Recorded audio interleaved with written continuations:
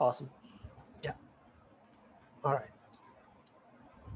So I guess I can read the abstract with you, or like I guess you can read it. I don't have to read it for.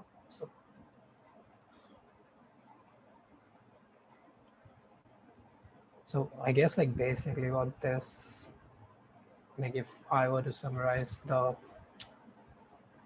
whole paper in one line, it would basically be, if you have a dense neural network, you can probably remove some links and find a smaller subnetwork that would still have the same accuracy, or that would still be as efficient as the original big dense network, and that too in the same amount of time. Like it will be trained in the same amount of time, or I think like not the same, but less than or equals to. So at most, I think that's pretty much what they've tried to prove in this paper. So let me ask like anyone like, do you all have read the paper, or uh, I think let's just like go through the introduction. So I think this is kind of the important part of the paper itself, what the hypothesis is saying, and they do prove it, which is pretty cool too.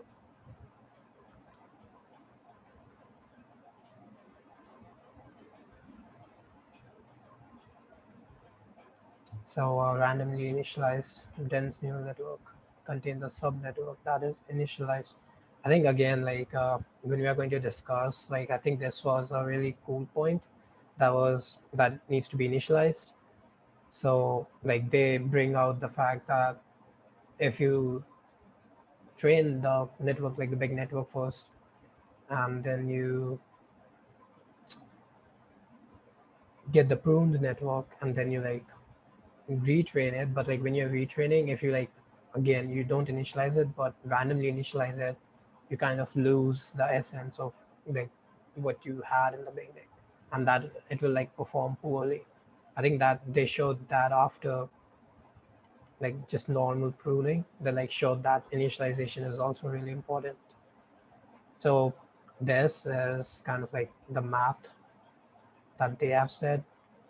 Again, this math just pretty much means the same thing. If you have a big network, which is this, a dense feed-forward neural network, where the initial parameter is theta. So theta, it's probably like some parameters in some space, and then you have the mask in the same space, and they also like give different terminologies, like loss is called L, the iteration is supposed to be J, and the accuracy is A. So taking all these facts, we can like stop, even if we stop at this point, we can say that the pruned network should uh, first of all contain less parameters. So I think that point comes here. And they put two less than signs, which basically means like it should be really, really less than. Um, and then the iteration. So the iteration should be at most, so that they also use j dash is less than equals to j, and then the loss and the a. So they say that the accuracy is going to be more, or at least the same. All right, and this is the one-shot pruning method. And I think this is also, I think this is kind of like the same, not the same thing exact, but it's kind of like saying, how do you like do this, you know? So first of all, like you randomly initialize a neural network, so that's fine. Then you train it for j iterations. I think this is the point that you prune it. And then after you have pruned it, it's to create the winning ticket. And one thing to note is that they're using theta 0 at this point, which basically means like you go back to how you initialized the weights in the beginning. So it's not like you keep the same, you like find a sub network and then you like train the sub network again. So the first network and like the first big network that you trained and the sub network that you trained, it's kind of different. So that was also pretty cool. So I guess I had like one question about this. Does anyone like want to add on like why is this one shot and then like the iterative pruning? Like I didn't like really understand the difference between one shot and iterative that well. Someone wants to like hop in.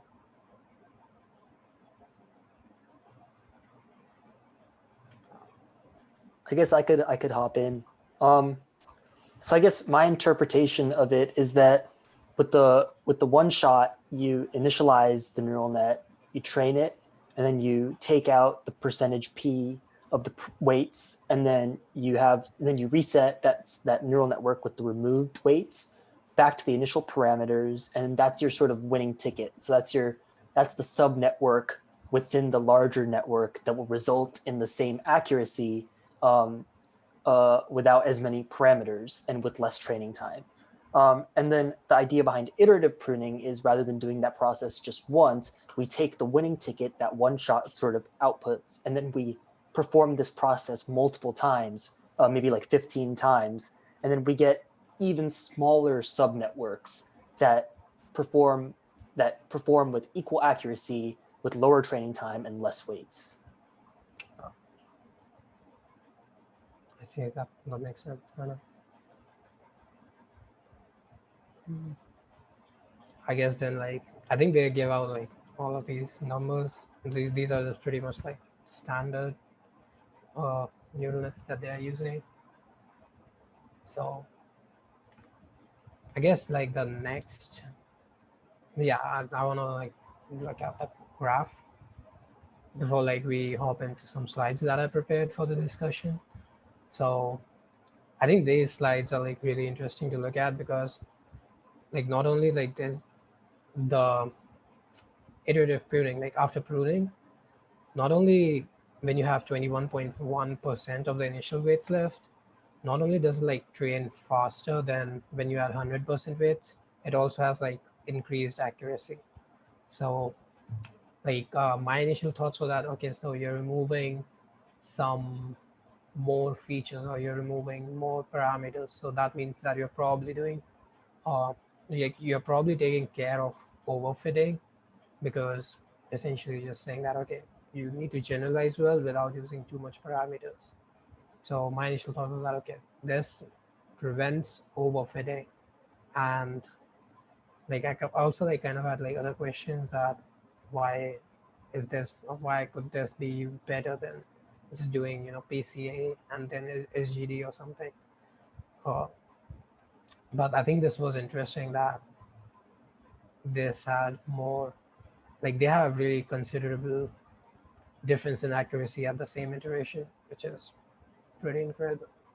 And then the next like the next big thing was that when you randomly initialize them, they actually like perform pretty bad as compared to like how they were performing in the beginning. So again, I think that that was again like a pretty impressive part. Like the 21.1% is somewhere around here. So all right, so I had like some questions. So basically, key terms, which was like, I think pruning is part of it. How do you prune? What does it even mean to prune? So like at first I didn't understand it, but then I thought that okay, pretty much just means you remove the links from one layer to another layer. So that's it. You just make the weight zero. So essentially, that input neuron would have no effect on the output neuron. And then winning ticket was pretty much just like the weights that were able to survive it, then pruning, and then iterative pruning. So does anyone like have any other interpretations of these terms, or want to add more terms to this list? Because I think these were like the new terms that I saw, which I like. I don't think like I've seen pruning and winning ticket before. I think winning ticket should refer to the like subnetwork that's like the most optimal, Oh, true, true, true. because I think the logic behind it is that basically in this dense network, there's some subnetwork that basically is contributing the most to the entire network. So the winning ticket is that subnetwork. Yeah. I think better way to say would be the subnetwork, because like your weights do remain. It's just that you put a mask on them, and because of that mask, like those weights are not contributing anything. So it's just like a subnetwork now. Yeah. The subnetwork that replicates like the dense network, I think. Yeah. That So And kind of tying into that, I think like the reinitialization with the random weights, I think the reason why that works less well with the subnetwork that gets filtered out is because the bigger network has more potential subnetworks that could function as winning tickets, as opposed to the sort of the already pruned subnetwork architecture. Mm-hmm.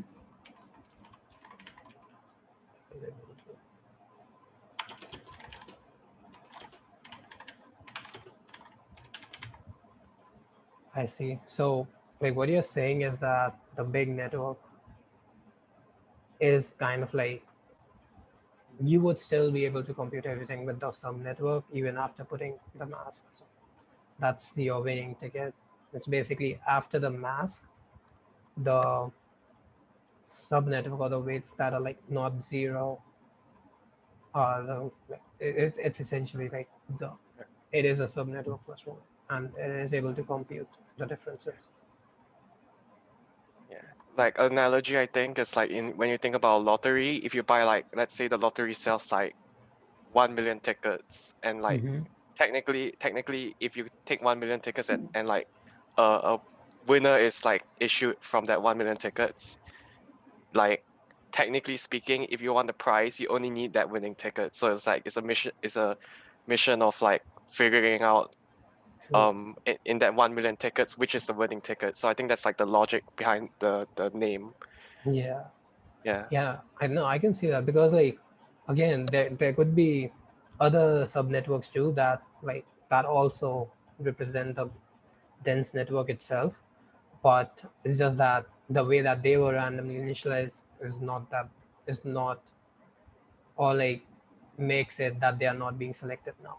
So it's kind of like that random part uh coins the term, or like adds the term lottery in like in this thing, because like even the other, like there could have been another subnetwork inside the big dense network that could have represented. It's just that it wasn't selected because it was not initialized to be selected, or randomly initialized.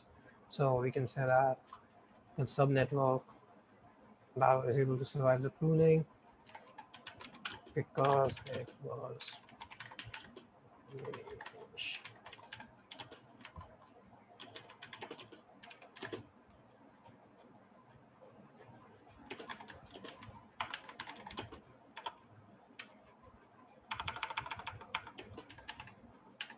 initialized in such a way that this subnetwork survives and is able to function. Yeah, that makes sense, kind of. I think also in conjunction with that, like it's a combination of the weights and the network architecture too, right? Because I think there was a portion in the paper that referenced how sometimes just the architecture itself can lead to pretty good accuracy. So, but then I think the weights that were actually changing the most from their random initializations were the ones that um, were the ones that I think came out in the winning tickets. So I think it's a combination of sort of both the initialization and then also like the architecture. All right. So because the weights were randomly initialized in such a way, I guess, yeah, I think probably we could add somewhere around here that because the weights were in such a way, this network survives the current model architecture and is able to function like network itself. Or I think not the peg. I think better way to say would be the original, because we kind of like remove that every time. Yeah, I think like we made the definition way better than it was before.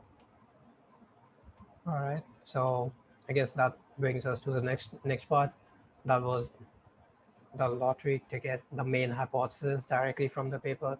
So this is from the paper. It basically says that if you have a randomly initialized dense, I think they do like every time they mention their hypotheses, they like just mention dense because like it wouldn't make sense to do this procedure on a sparse neural network itself.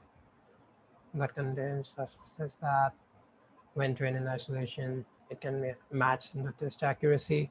So again, these are like the next 2 points. I think match the test accuracy for after training. Yeah, after training for at most. I think this again is like the two important part of the hypothesis. So this was like kind of my reasoning. Uh, First of all, like my reasoning was that okay, maybe you don't need all of the subnetworks. Maybe some of them are just adding useless information. And this was like my example. Suppose like again going back like to the maybe the MNI AST data set. If you have 28 cross 28, so that's like 784, and then if you like take the first pixel that's like in the corner, I guess like, it wouldn't add that much information. It won't be that much different, and most of the time it would either be zero. So I thought like, what's the point of having a link between that first corner to maybe like your to like the hidden layer if you have one. So this was like my idea that you don't really need all of them, and the ones that are like, and therefore this weight which like you don't need that much would be less in magnitude because it won't be pushing the decision towards itself. So like the first pixel connected to every neuron in the second layer probably like have small weights because it doesn't really matter what that value is. So in that way you can pretty much just remove that link. I think that was like my interpretation of this hypothesis that okay, like not the hypothesis itself, but like why is this working? Because like I don't think they prove why it's working or something. They just like demonstrate that it works. So anyone have like any idea or like anything to add? Like why is this working?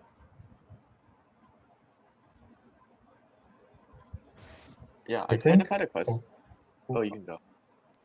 yeah, well, I mean, one of the things that I was looking at, if the pruning occurs, is that at some time t, we're throwing away or like we're masking the weights that are very insignificant.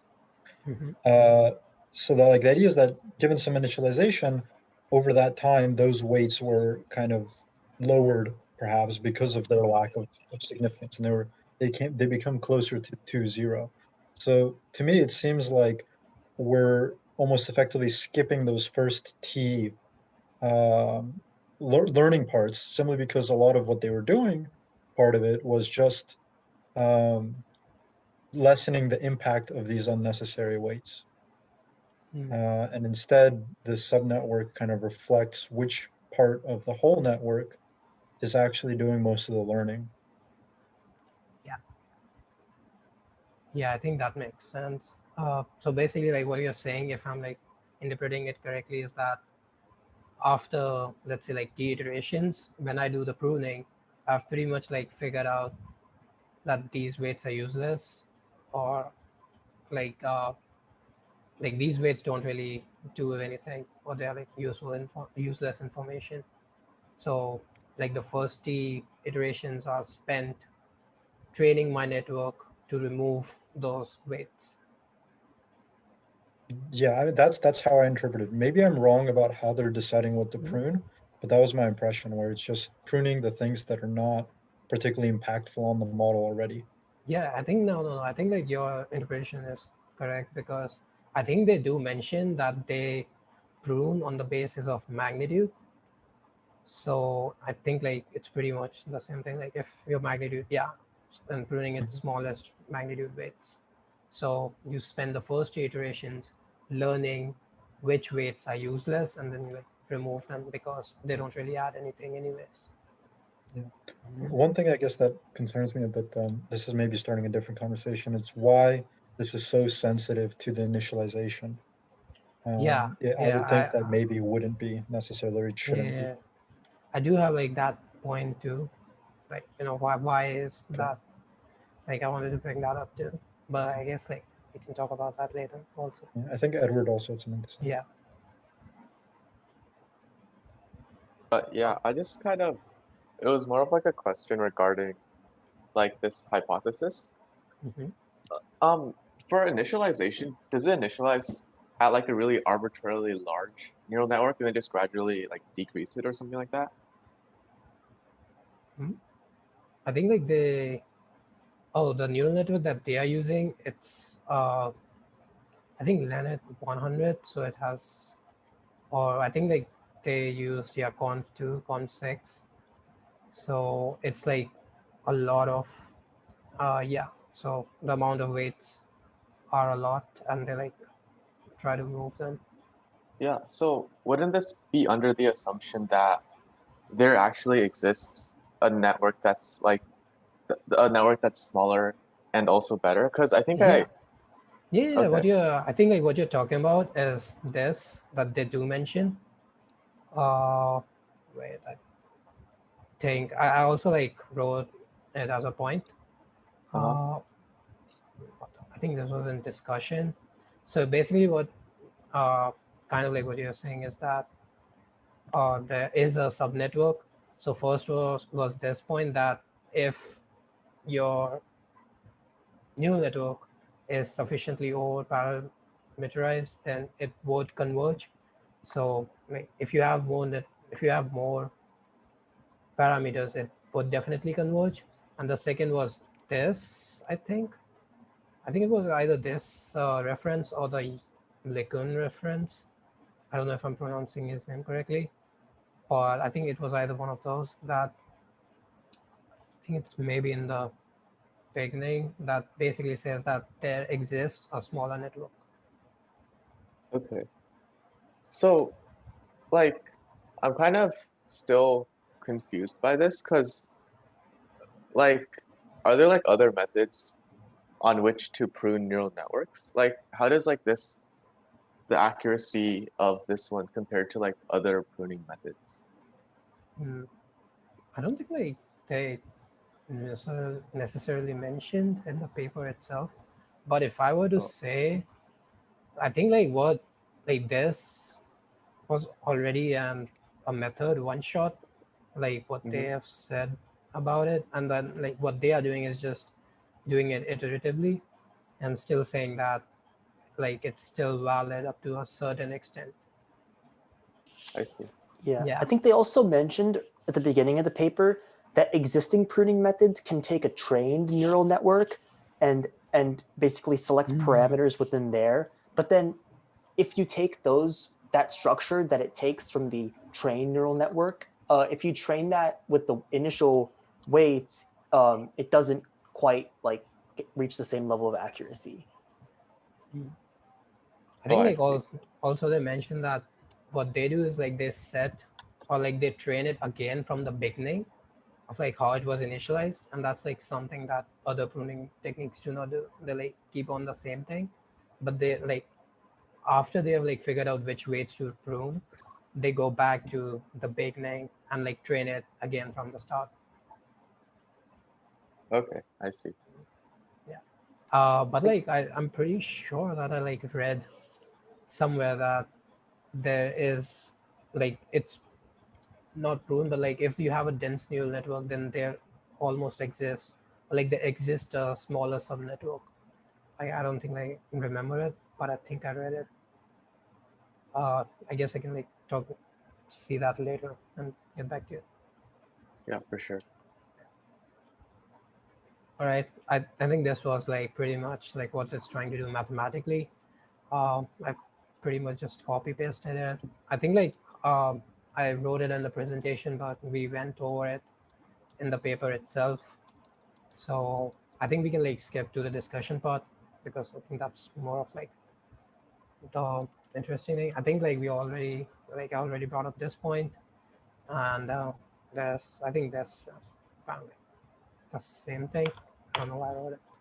Okay, yeah. Then this part, this is like something that I wanted to talk about. Yeah. So Yeah. like, why is it that if you take out the network and then like prune it, then if you don't go back to like how it was initialized in the beginning, but instead you like say that I will randomly initialize it again, it just performs really poorly. I think these are the graphs in reference. Yeah, this one. It's kind of like it just performs poorly as compared, and these ones too. So the orange one, it's always less accuracy than the blue one. So, oh, so Okay. like, does anyone have like any ideas why that might be happening? Why the Uh, initialization step might be that important? I think there was a brief section in there where they talked about it, but they talked about something like how it's the weights are better suited for the optimizing algorithm. And so I think the weights are sort of better adjusted to fit the kind of adjustments that the optimizer makes, and as a result, so then those weights sort of end up becoming the best predictors. Yeah, I think that also kind of makes sense. I think that's like something that I was also thinking because my wait, were you going to say something, Joseph? Yeah, I was about to point out if you go to F4 in Oh, the they actually mentioned that one way of interpreting the graphs of the winning ticket initialization distributions is that if we initialize the weights that are small, they're going to get pruned anyways. So technically, they'll never be part of the winning ticket. So if that's the case, then like from the initialization alone, it's probably not important. So okay. it was never important to begin with. Then what's the point of randomly reinitializing again if it's gonna get pruned again? You know what I mean? Okay. Yeah, I get it. So, like, Yeah. if I'm interpreting your uh, statement correctly, what you're saying is that the weights that we have after pruning are the ones which are going to be like larger in magnitude. And now, if Yeah. we reinitialize them, they might just become like smaller and just get pruned again. So there's no point of randomly initializing because Yeah. yeah, okay, yeah, that makes sense. Like you kind of like get the weights which have more magnitude than the other ones, and then like you focus only on these weights. Now if you like uh like randomly again reinitialize them, then it just like makes your pruning worthless, because why were you pruning if you were going to randomly initialize them anyway? Yeah. That's I think that's their logic at least. Yeah, I think that also kind of makes sense that yeah, like if you have pruned it, then like you do have the weights that are driving the decision. So if you do have the weights that are driving the decision, why would you want to randomly reinitialize them? But like what, and also like from the going off of this, I assume that these weights might have had like more weightage in the beginning step, and therefore they were like they had more of a magnitude. I guess like that's why they got lucky, and it's supposed to be a lottery, because like in the first step, like we randomly initialized them. So I'm guessing the weights that remained might, or like more than likely had more magnitude than the other ones, probably. uh, One thing that I think would be very interesting in general, though, is to do a lot of like reinitialization and see what are the common weights that kind of get thrown away. Because if the idea is again like that, given some initialization, there's certain weights that become effectively insignificant for learning. Is there kind of overlap of like, given almost any initialization, are there particular weights that are going to be always kind of insignificant? And those might be better for just general architecture designing of like, regardless what your kind of initial conditions are, how would you want your architecture designed so that you don't have to deal with these unimpactful weights, for I example, or see. something like that. Yeah. So like what you're aiming for is like if initializing random initializing it it's not that big of a deal, then maybe like we can work on the architecture more and maybe save space and stuff. Because like by Perhaps, yeah, masking, like yeah. yeah. So perhaps like, is there some, not just like sub network, but like, is there some sort of potentially sub architecture, something like that, that might be more efficient at finding this stuff because it just Yeah. doesn't have a lot of wasteful things. Yeah, I think like that also brings like I know it says that like and there exists some sub network, and like my idea is that like is that some sub network, is that like really specific, or could that be like anything depending on the initialization?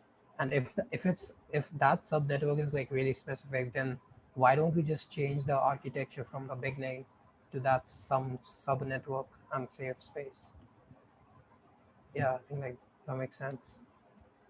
Yeah, I mean, I would suspect that it's just that there's very many such sub networks, and that it's like where regardless, kind of like whatever initialization state you begin with, you might be arriving at some unique local minimum, just because of like there might be very many local minimums, and you just happen to be arriving at like kind of one specific one, and that a lot of like the issue with reinitialization is that as a result of reinitialization, you're actually kind of moving toward a different local minimum that has a different arrangement of Okay.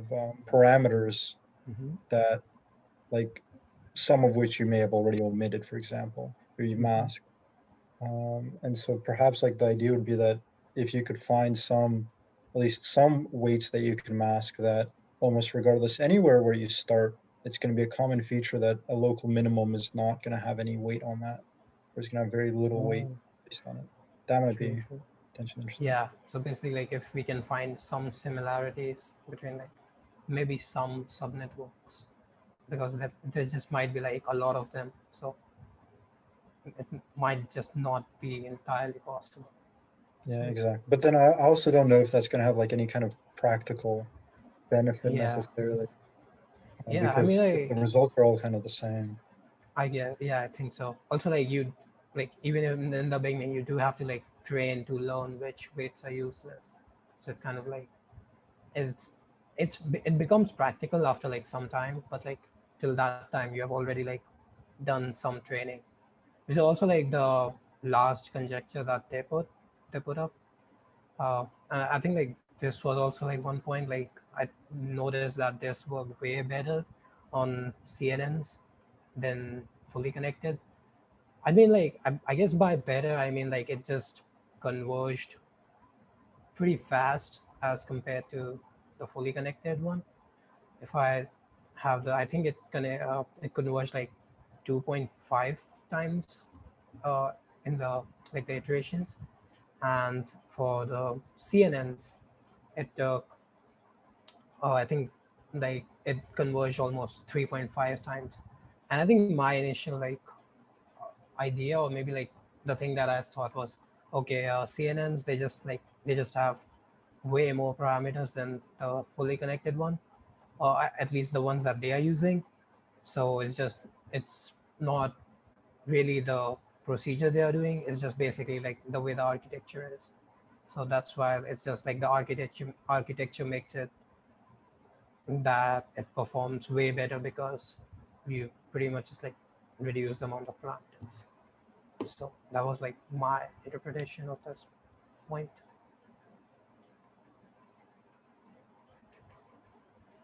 So and then I think this was like another thing that I had about I don't know, is this like a really good way to solve overfitting? Like why not just use dropout? Why do this instead of just directly using dropout? So like anyone have any thoughts on that? Or maybe regularization instead of, I think they are not like trying to solve the problem of overfitting, but then again like you could maybe use the method to solve overfitting. So any ideas? I mean, Hmm? yeah, so I guess my idea would be with regards to refitting, like it's not going to be probably particularly doing much because they like it's throwing away parameters that are already kind of insignificant. So it might be the idea like that it's simplifying the model, and so things that are not significant, like you just better not to include them in the first place. Like if you're trying to approximate some function, you can use some very high degree polynomial function with some like very small coefficients, but at that point it's like, well, why not just use some lower degree polynomial to do it? And I think in this case it's like it's similar, like you have potentially like these factors that might be leading to overfitting in the sense that it's overly complicated, but because they have such small weights, I don't think that it's necessarily going to be, it might not necessarily be affecting like Yeah. generalization. Perhaps like extrapolation could be affected. I don't know. No, I not think sure. that makes sense. I want to note that like the weights we are removing are already like useless. So it it doesn't really like affect, so it doesn't really like have any effect on overfitting.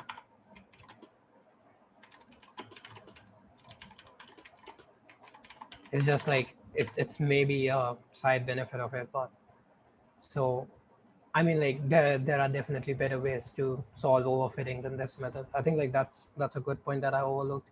Like the weights that we are removing are already useless, so like just removing useless weights doesn't really solve overfitting because like you will still overfit. But I think the model itself, like it's Yeah. becoming less complicated. Yeah, I think that might be like I want to say like maybe like a side good benefit that maybe like it wasn't intended to do, but like it ended up doing because like your decisions became like less complex than they were before. Yeah. Yeah. Right. I think one key issue, I guess, is that it feels like if you're it takes a bit more like computational resources to do this pruning than the one step. So like I think it's meant for like how I put it, like uh neural networks that are gonna use for like quite a long time, I guess. So like the because I think the main reason why they use like they want to prune it is because like for like dense networks you're gonna use up a lot of like you're gonna waste a lot of computational resources. So it's sort of like in the long term if you want to train like a network for like a long term application, yeah. So I but I think like the key issue here is like the sort of like a limitation is that it takes quite a while to do the iterative pruning. So like I'm like playing out in my head like what's the when would it like the resources you spend like doing iterative pruning justify Yeah, the cost. the cost, yeah, because like if it's not going to be used that often, then why would you do that? Yeah. I Yeah. think it might be. Oh. No, you go ahead.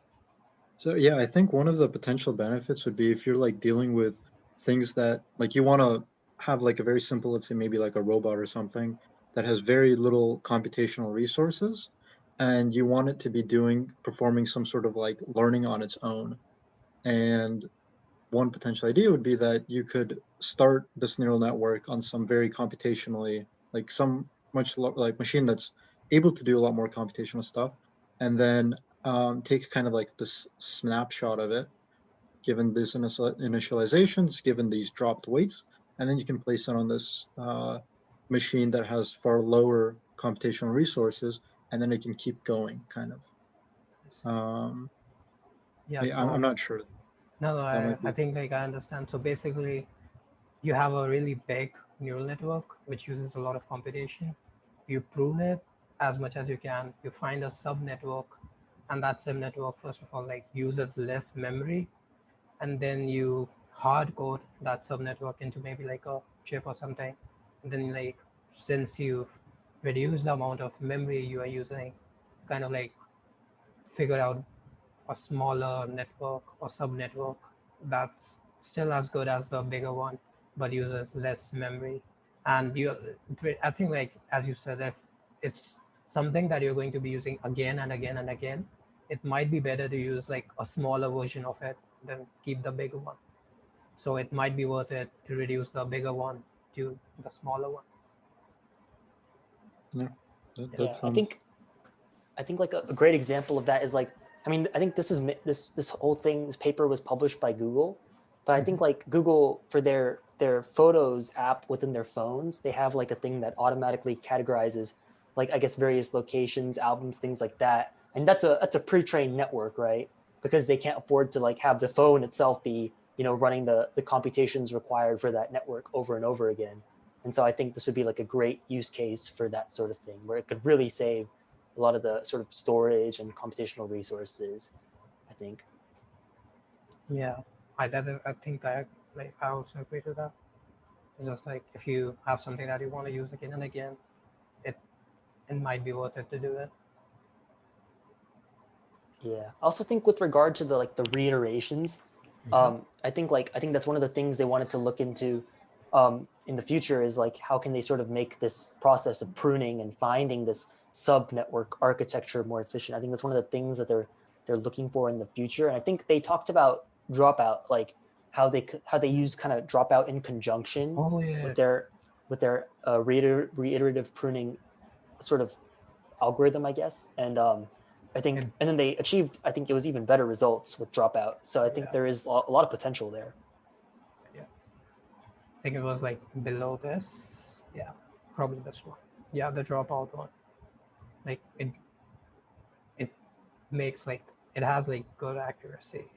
I think. Yeah, I think it's training even faster. Yeah. I think like that. I think like the last thing that I found interesting was the conjecture. I think like we already talked a lot about this. Like is this even necessary? Like this is uh, what I found interesting is that since an SGD would like find this sub network, that's like what they have like mentioned. Someone else's paper is that the SGD like finds a sub network, and what they are saying is that this sub network, it's kind of like the same sub network that we would have like received after pruning and pruning. So is the pruning even worth it? Like, why don't we just do SGD directly and do it again and again instead of like pruning?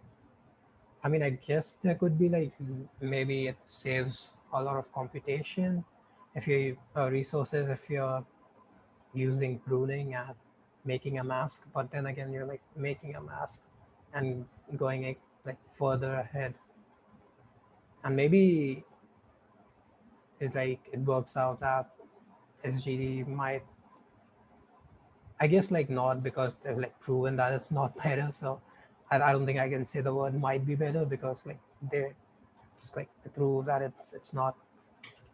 So I don't know. This was like just another thing that I liked was if SGD already like finds this, then why do I even need to prove?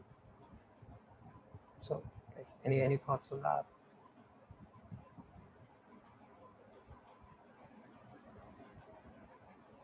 I think this was more towards the end. So it was like in the discussion part. I think this was, yeah. I think this is like the last thing they left it at. That they make a conjecture that SGD seeks out and trains a well-initialized network. Oh, sorry. Wait, yeah. The last thing that they said was that the over-prioritized networks are easier because they're just like combinations of these subnetworks. Uh, yeah. So because there are more possible subnetworks from which training might recover a training ticket, a winning ticket. So it's kind of like SGD will already like do the pruning for you. You don't like really need to manually do it, and that's why like it will perform well because it will automatically seek out that subnetwork. I think that's like the Yeah. conjecture they are saying. I mean, they don't really prove it, so I think that kind of bridges into like the idea of how do you make it more efficient. like without doing sort of, because right now they're doing the iterative pruning by magnitude, but if they could find a way to sort of detect the subnetwork using SGD instead, it would be, I think, like it would make the computational price of getting this subnetwork that performs with the same accuracy, this lottery, this winning ticket, a lot less expensive, right? Yeah.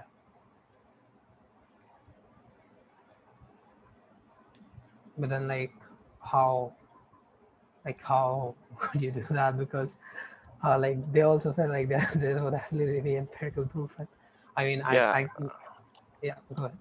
No, I was thinking that it's sort of like they left it intentionally as an open question because like I think they are basically wondering like, okay, so like why like what is there any benefit to like, you know, like SGD, like just doing, why wouldn't you just do SGD rather than like, you know, pruning Yeah. like lottery ticket style? So like I think it's more like an open question. Someone has to figure out the pros and cons. So like I think this is sort of like saying that, oh, it's meant to be an alternative to SGD rather than a replacement, I think. Mhm. Like they seem to be doing different things, like for the same thing, of course, or the Also same like purpose. Yeah. mhm. Also like they just like say that, okay, so like they are saying that SGD like is doing this, but like they don't have any proof that SGD is actually doing this, and it's like it's even working even better for SGD because it has like more combination than like you would of subnetworks than what you get after pruning. So it's like on one hand you have a thing that's like that might or might not work, but is 100% like guaranteed to train a better way because it just like has more things to train on. And on the other hand, you have something that you can manually figure out by training on the big thing again and again, but it's kind of like that smaller thing is already included in the bigger thing because like that big thing already had, I don't know if I'm making sense anymore. It's just that like it makes two different things. It's just like that big dense network is already a combination of those subnetworks. So is there even like a point of taking out those subnetworks? Why not just like train it on the big dense network itself? Because Like you're saying that it does it automatically. the way I interpret it is kind of saying like the stochastic gradient descent, given some initialization, what it's effectively doing is that it finds some subnetwork Mm-hmm. that's good for like continually training on and learning on, that is able to converge to like a desired like local minimum. And so the idea is that when you have a full network, you would be able to find, given any initialization, some subnetwork that's going to be kind of good and effective. And so perhaps I think that the idea that we're kind of positing is that all of the learning isn't occurring over this whole network. It's mostly occurring over some subnetwork, but this subnetwork is still dependent on the initialization and kind of like, yeah, initial parameters effectively. And so the argument kind of why these full networks work is because they work because uh, there's always it's able to always find some subnetwork that works, Yeah. not necessarily that it's the whole network that's able like that works in a sense. Yeah, no, I agree to that. Like, because again, like in the dense network, there would be some small network. So it's just like kind of that. If again, like my thing is that like if SGD can figure out this subnetwork for you and it will like train the weights for you on just this subnetwork, then like uh, it's just like then pruning, like whatever we did till now, it's kind of like it was just for maybe saving memory because you can reduce the architecture maybe, or Mhm. I think that was like I think that would be my main thing because like I think you would save a lot of memory because at the say like they went from 100% to 21% of the weights. So I think that was like really impressive. So I guess like Yeah, the main thing would be you save a lot of memory space by doing that's this. true. And I guess actually one parallel that I was thinking with like regards to maybe neurons in like the brain is that typically in the brain, like if there's neurons, like if there's kind of a neural connection that's not firing, that's not really being used, that neural connection just gets pruned. So it's like it's kind of destroyed effectively. And so I guess the analogy here is like with stochastic gradient descent, you have lots of weights that might get like kind of smaller or they get close to zero, but they're not eliminated. So like maybe there might be an interesting aspect where it's if during the process of gradient descent, you're having weights that kind of converge to some value near zero and stay there, you might as well just throw out that value because it's not really contributing anything to the rest of the algorithm. So I think it is kind of that SGD is already doing all the pruning for you in a sense, but that it also might be nice computationally and resource wise to just throw these things out because they're not significant, they're not important. So you just throw them out altogether. Yeah, that makes sense. I like the idea that it bring it's kind of like parallel to brain. I guess like even in I don't know a lot of neuroscience, but it's like when you like read the introduction to machine learning, you read like how only like certain neurons fire when you like have certain stimulation. So it's kind of like what it's doing is basically figuring out that this subnetwork it's is the most like memory efficient and still like does the same thing. So it's like it's really good because you kind of like you can fit more and more stuff in like less memory.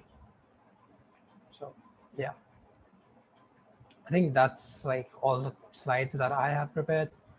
And I think it was like, so if anyone has like any questions about just the paper in general, or maybe like the next session or anything? I think it was pretty like interesting paper, like the way they described the method. There was a lot of like information in it. Yeah. Yeah. Yeah, no, I also like definitely felt that the paper, like, I think it's just like the phrasing that they had done. It kind of like went with the stuff that they were doing. It's pretty nice. Yeah, so I think that's it for our session today. I think it was like really nice.